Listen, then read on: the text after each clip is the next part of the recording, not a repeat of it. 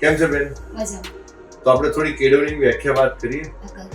તો કેળવણીમાં આત્મ સાક્ષાત્કાર એ કોની વ્યાખ્યા છે? એ શંકરાચાર્ય પેલી વ્યાખ્યા ઓકે. કેળવણી આત્મવિશ્વાસુ બનાવે કોની વ્યાખ્યા છે? છે. એ આપણા વેદોમાંથી એક વેદ છે, ઋગ્વેદ, એની વ્યાખ્યા છે. ઓકે, સરસ.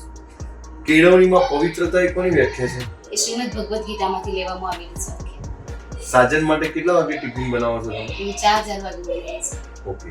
એટલે સાર્જન કમિશન 1944 તમને મોડે યાદ રહી. હા, એ જ. તો બેન તમે તમારો પ્રતિભાવ આપશો? હા, હું ખુદ એમએ થયેલી છું. મેં પહેલા ટાટ પરીક્ષા આપેલી હતી, પણ આ જે નવી બેન્ચ છે, નવો સરસ્વતી બેન્ચ, એમાંથી મને ઘણું બધું જાણવા મળ્યું. અને હવે એ બેન્ચમાંથી મને એવું લાગે છે કે હું આ પરીક્ષા ઓલરેડી 170 અપ ઉપર આવી શકું એવું લાગે છે. મેન્સમાં? હા, મેન્સમાં. સરસ કોન્ફિડન્સ છે તમારો. અને બીજી એક વસ્તુ પૂછીશ કે બુક સાથે લેક્ચર્સ અને માઇન્ડ મેપ તમને કેવો લાગે છે? સારું લાગે છે. બરાબર.